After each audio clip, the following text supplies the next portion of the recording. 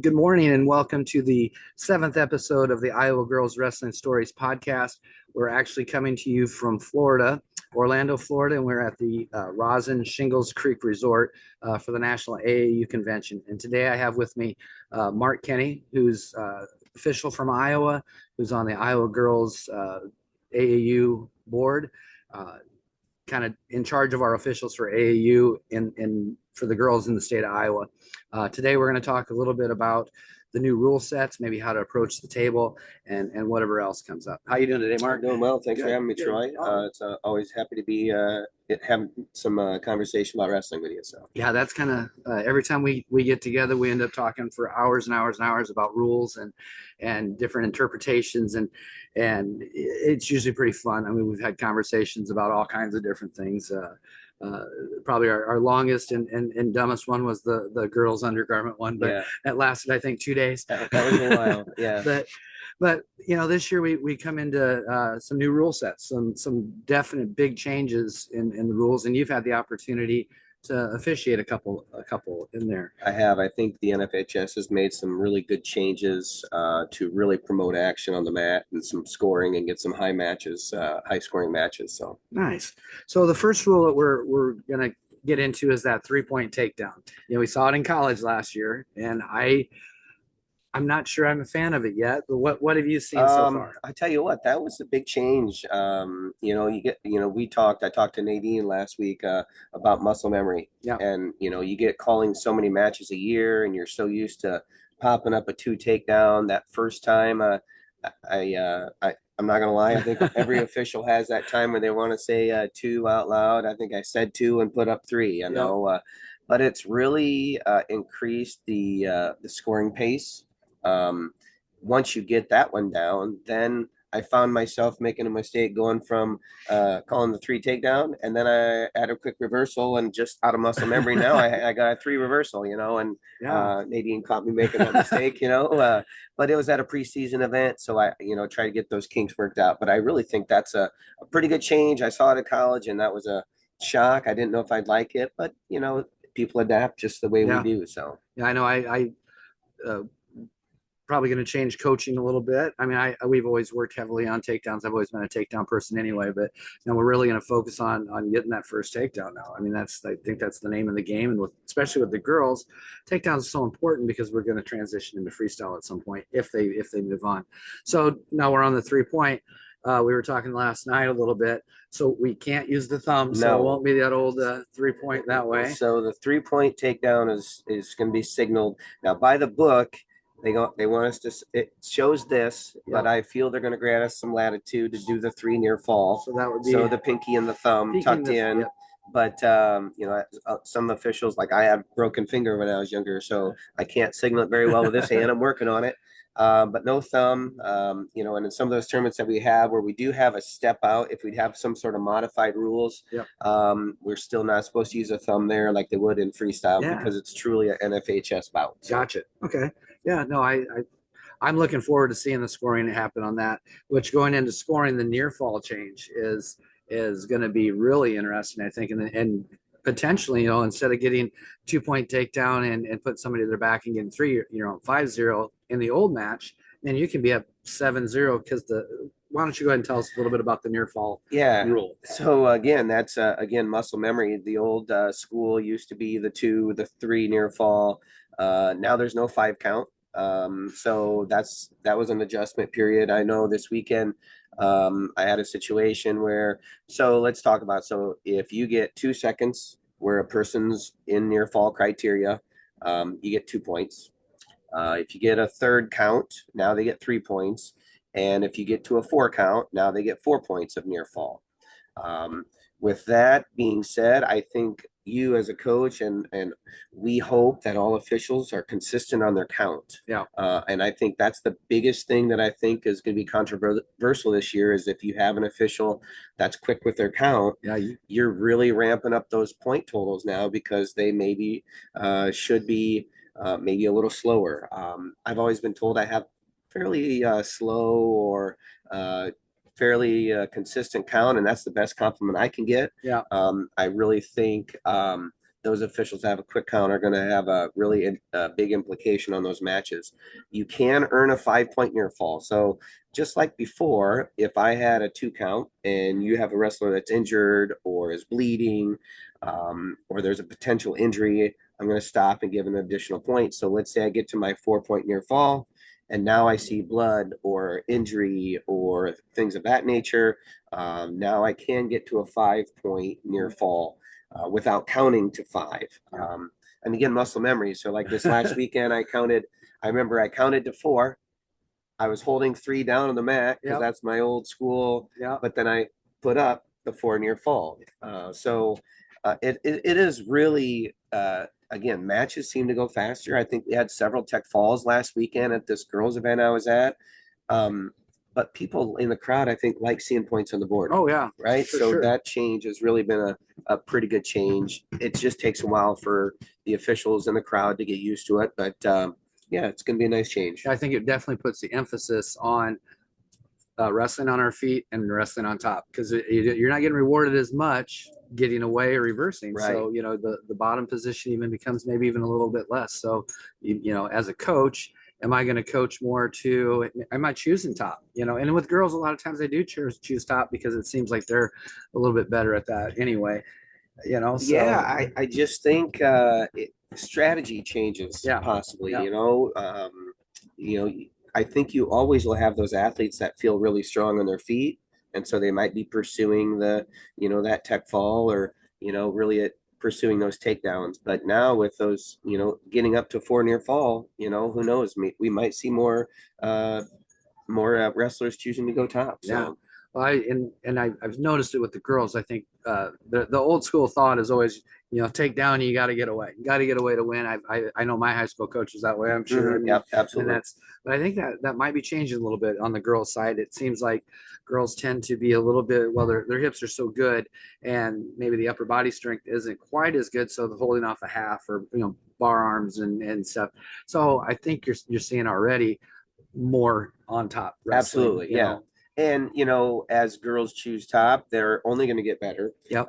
We have some girls that in Iowa that I've seen around the that can just ride like a leech and just turn and tilts, and they're really thinking about turning their opponent and scoring and working for that fall, which is what we want in wrestling anyway. That's what gets the crowd jacked up. You get that fall secured for your team, and it's been fun seeing the girls progress. So. While we're sitting here talking about top wrestling and pinning, I know we had this, brief discussion about this. I think it was last night, about potentially dangerous in girls. Yeah. And some of the things we see, as a coach, I see maybe sometimes that arm will get really pulled over, and because we have this belief that girls are more flexible. But how are you calling it, and how have you been advised to call things like that? I'm glad you bring that up. It reminds me of several conversations that I've had with Nadine and some of my friends that I officiate with, not only in Iowa but around the country. And I think we as officials, and obviously I've been doing it this is year 12 now.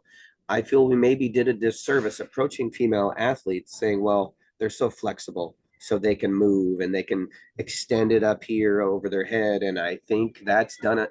We see a lot of girls with shoulder braces. Yep. We see a lot of injuries because I think we had the wrong approach in a mostly male dominated officiating world, thinking, well, the girls are so flexible, we can allow that, and I think, Nadine describes it best. Girls, they are flexible, but they don't give. Yeah. They break. Yep. And I think we see a lot of injuries there. One of the things I hope that I'm known for, and what is safety first on my mats. And if I stop a mat or I stop a move because I feel there's some sort of danger there, whether it's a neck or a shoulder or, and the coach is upset because I may be squashed in near fall scenario. My goal is that how you walk on the mat is how you walk off it. Yeah.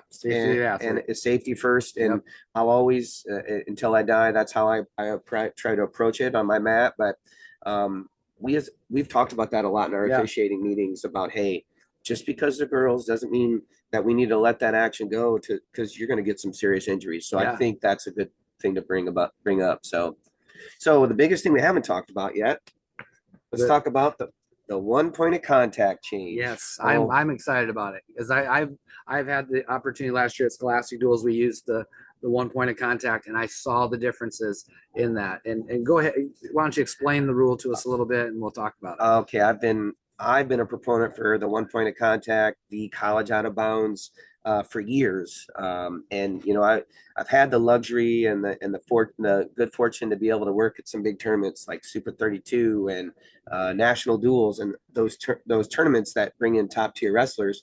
A lot of times they'll go to college out of bounds. Well, ours is a college out of bounds essentially, but there is a big difference that I want to talk about here eventually. In college out of bounds, if a wrestler's body or points of contact are inside a cylinder, Yep. they're considered in. Yep. But you got to think of the verbiage. It's one point of contact. So if a wrestler, now the wrestlers can score takedowns and points and near fall and secure a fall if only one body part or one point of contact of either wrestler is inbounds. Yep. So pinky's on the line, we're still in. All right. Gotcha. That pinky goes out, we're out. Where it's going to get difficult is if officials aren't consistent on how they call it. Yep. Because it is not college out of bounds primarily because of there is no cylinder in an FHS. Yep. So I turn you and I'm on top and my foot is on the line or in or on the line. Yep. And I'm in contact. As soon as it goes up off the mat and no point of either wrestler is in or on the line, we're out. yeah, I think that's going to be interesting to see how it's called and to see how coaches react, because I'm going to tell you, if I especially if it's far side of the mat and I see my wrestler's foot and it looks into me, but I didn't maybe see it come up, but you know, and I think explaining the rules, you know, it's going to be important that everybody watches the rules meeting this year. Yeah, and I tell you, I had a situation this weekend, just like you were describing. It was away from the coach that was of the offensive wrestler. His girl had a half, and her, basically from her waist or torso all the way down was inside a cylinder. The strong wrestler underneath was bridging, and so because of that half and the bridge rolled up high enough and with enough force that lifted the entire body off the mat, while her legs and torso and everything were inside. Like, I had them out. Yeah. Because there's no points of contact in, and it's not going to look good. You know, I have a good friend, Ben, that he always talks about the optics of how it looks. Yep. And you know, if even though it looks bad that they're in the cylinder, there's no contact. Yep. Now we're out. Yeah. So that's the letter of the rule. Yeah. You know, so you know, there could always be a interpretation change, you know, that could happen. Yeah, I'm waiting to see what our association does. Yeah. We haven't, you know, this coming weekend is our wrestling convention where I'll get a chance to visit with other officials, and I'll get a chance to hear from Louis and others about how they definitely want it called. But until that point, the way it reads, no points of contact, in or on, you're out. Yeah, so that's important this year, really important this year, that as coaches we get out our book, and God, I think I have it down here. Let me make sure. So I believe Troy asked me if there we go. It's purple. There's the color. Yeah, purple the color. So if you come to the table and the referee asks if you know what color the book is, just remember it's purple, even if you haven't read it. So that's right. One thing we talked about before coming down, pool side here, and I wish you could see the pool. Maybe I'll turn it, and because this is the first time I'm using video, so if the video is good, we'll go with it. But if not, you know, and if I look bad, go ahead and just use audio. Yes. So we talked about communicable skin condition, and because I think it was a point of emphasis, or there's it is a point of emphasis this year. Yep. You know, so if my wrestler has, let's say my wrestler has ringworm, and even if I go to the doctor and the doctor said it's communicable, but go ahead and cover it, you'll be fine. That's a no-go. That is a no-go. And unfortunately for you as a coach, some of the officials are not consistent. We as officials need to get better, in my opinion, myself included. We're always trying to get better every day. But per rule book, all right, you go to the doctor, you get the association skin sheet, which is on the website, and the doctor fills it out completely and accurately. And what I look for is it says is not communicable at this time, meaning your wrestler is not in danger of getting anyone else's skin condition. If the doctor writes on there may wrestle with as long as it's covered, that is not going to be legal because it has to say on there is no longer communicable at this time, at this date, and just take it with you. A kid has eczema really bad. Just get a skin sheet. Have it with you all season. So on the sheet, they go to the doctor on Monday, and they get medication. The doctor marks at this time, it's communicable. But 72 hours, they'll give you a date when that person's correct. That's important. I think I had one last year where the doctor didn't put the date, but then the official looked at the date on the sheet and it was like 4 days difference. So he's like, yeah, they just forgot to fill it out completely. But I mean, it needs to have that date. So coaches, make sure you get the sheets filled out correct. And make sure you have the correct one. Just having a doctor's prescription notepad won't work. It's got to be the NFHS approved sheet that we have on our Iowa website. Yeah, for newer coaches, I know people have been around a while. You probably do the same thing, but I'll print off 10, 12 of them at the beginning of the year just so I have them in my bag. So if somebody I see it at practice, hey, take this to the doctor. I would say you got any sort of lesion, mat burn, scratch, etc. Keep an eye on it. And then, when in doubt, it doesn't hurt to have one. Yeah.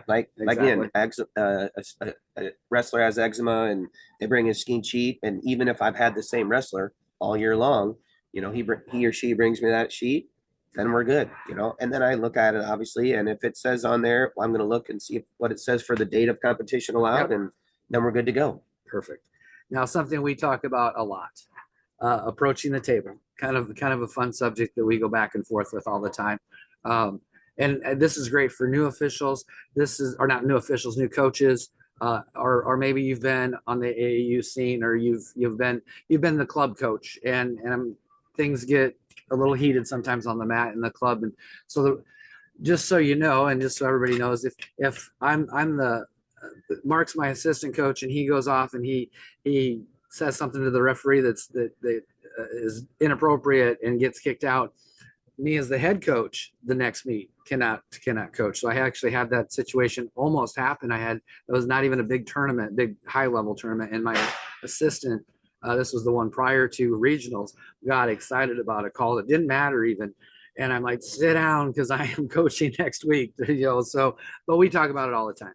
Kind of explain, how would you like people to approach the table? Well, first I'm going to say we're all human, right?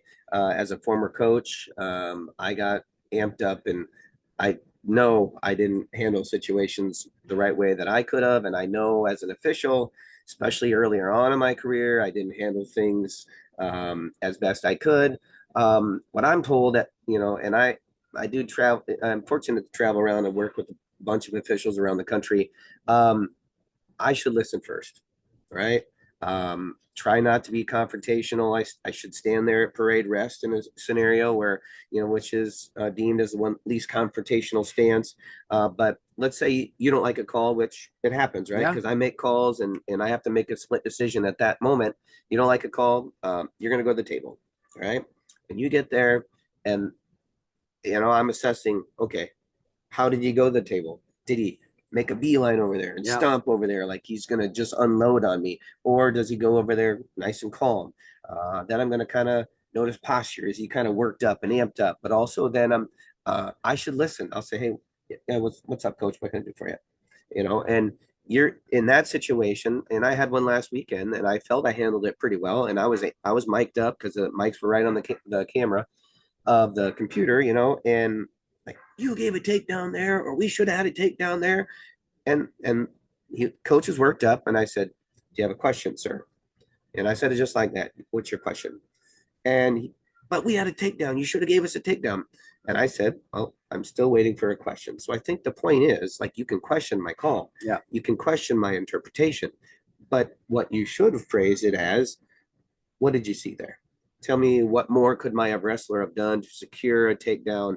Did you feel we had restraining power? What was your interpretation of your situation? Is like one of the least animated confrontational question, because then you're asking for what I saw. Yeah. Now, I give you what I saw. If you don't necessarily like what I saw or don't agree with it, and you continue to, well, that was wrong, you're just terrible, like anything extra after that, because if I give you my explanation, you accept it, you don't like it, but you walk away, it's a meeting of two gentlemen having a discussion and we walk away, there's no coach misconduct. Yep.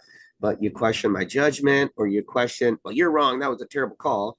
Now I got my coach misconduct. Yep. And if you continue to go on, or you come at me from the chair, now I got unsportsmanlike conduct because you're chewing at me from the table. And, we hope officials don't have rabbit ears, listen to the stuff up in the crowd, but we're human. We hear things, right? But exactly. There's a lot of things we ignore, but there's a lot of, I always joke with my members of my football crew. I said, one guy is a basketball guy and I'm a wrestling guy. And I think wrestling guys, or officials, I should say, don't take it.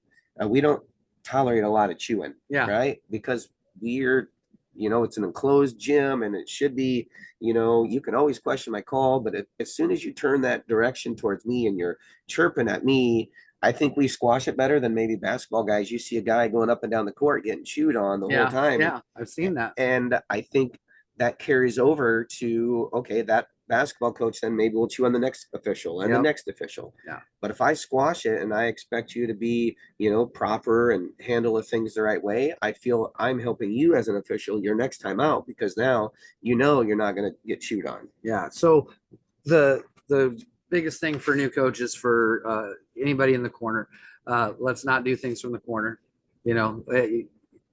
Coach your athlete from the corner, but go to the table. Absolutely. Go to the table and have a question. Have a question. And question our interpretation. What'd you see there? Were we in control? Were we behind?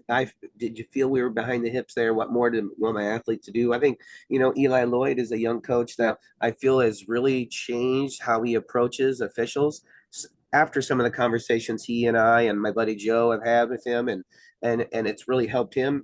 But it's all about, like, we don't have a dog in the fight. Yeah. Right. Yeah. We want to see a good match. We want there to be, we're non-biased. We don't care who wins out there. We just want to see a quality match. And, I would want you to stick up for your girl. Yeah. Right. Just like I would want the other coach to stick up for his girl. So it's all about, like, we're all in this to see a good product on the mat, and we got to work together to. So a question that I had asked you, and I've asked Nadine too, and this is probably not a good question, but it could be valid. I could ask the official, hey, have you opened up the wrestling book this year and checked out the new rules? So that's probably not a great way. It's probably not a great question, but it is a question. It is a question. So yeah, I think that's such an important thing, and because young officials is something we really need. We really need to get young people out there, and as myself as an older coach, and we feel like we may be able to take advantage of that official sometimes and get in their head and maybe get the calls going our way. But we really have to be cognizant of that whole situation, because we need you guys on the mat, or we don't have matches. And I'm not getting out there and officiating. I hate it. I don't even like to do it in my room. Well, and again, like I said, I feel I've always handled every situation the right way? No. Like, I get defensive at times. I'm human, I try not to. In fact, like, if I miss a call, or I maybe don't handle a coaching conference the right way, the whole ride home, that's the one I'm thinking of. I'm not thinking about the calls I nailed. I'm thinking about the ones that, I did. Now, we always have some coaches that possibly we know they're going to just question things throughout the entire match all day long. But there's also some coaches that they sit in their chair and they're nice and calm, and rarely do they come to the table. But when they come to the table, like, they have a legitimate reason, and like, okay, this guy knows this coach knows what they're talking about. And now it just, if anything, what it does is it helps me reflect on a call. Hey, I didn't have control there, So, but I think if you, as a coach, and I, like I said, I was a chirper, right? If you chirp a lot, I think eventually it's almost like the boy that cried wolf, and they eventually get ignored to a point, like, it doesn't give it justice. Like, they don't get so we try to approach it the right way and try to stay calm ourselves. But I think if a coach is calm, it sure makes it a lot easier for that discussion. Yeah, I do too. I try not to go to the table very often, but when I do, I expect to be heard, and I'm probably not going to get the call reversed. It's probably not going to happen. But at least maybe, I'm aware of the rule set, and you're just going to maybe maybe I'll get the next call. Yes. Maybe, The purple rule book this year. the purple It's rule purple book. this year. Yes. Purple. Yes. We talked about this last night. If you happen to be in a semifinal and finals match in a larger tournament where you have two officials and a lead and a assistant official. A great question for the coaches. We actually had one of the very good official for long-term official at AAU said one of the greatest questions you could probably ask, have you asked your assistant what they saw? Yeah. So typically in a situation where you have a tight call, like if I know I have a call that I feel is right, or my the head or the lead made, and I maybe want to, so like I see you go to the table after a call I make. Let's say I call a takedown on the edge. What I try to do first is I try to go to my assist. Okay. We have a conversation away from the wrestlers, away from the coaches.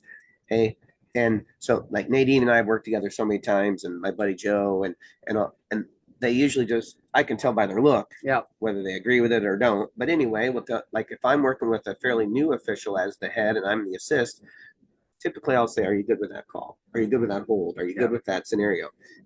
So then that tells that person that I want to have a dialogue.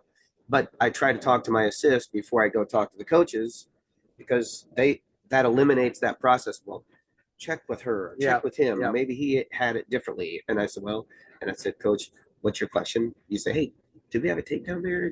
And I said, well, I conferred with my assistant. He or she didn't agree with it. And so that's my interpretation. We didn't have complete control. I didn't have restraining power, which is a term in the book. Yep. And I usually try to drop those terms from the book so they they know that you've helps. read it. Right. They know you've read the purple book. Yes. So, we're down here in sunny Florida. We're out by the pool. It's beautiful. We got a couple meetings today, but we're going to get out and about and do some stuff. I think we're probably about done for this, and I hope everybody's jealous is what I'm saying. It is a pretty nice day here in beautiful. Orlando. It's starting to get a little, clouds are clearing away, and it's starting to get up to 70, and we'll be at meetings all day long, but we're in Florida, but somebody's got to do it. That's right. Maybe this afternoon or this evening we'll head down to Icon Park. I want to go on that big Ferris wheel so badly. Yeah. So, but thank you very much, Mark. Hopefully everybody enjoyed it. We will get this posted as soon as possible, and I will have more coming this week. Thanks for having me, Troy. You bet.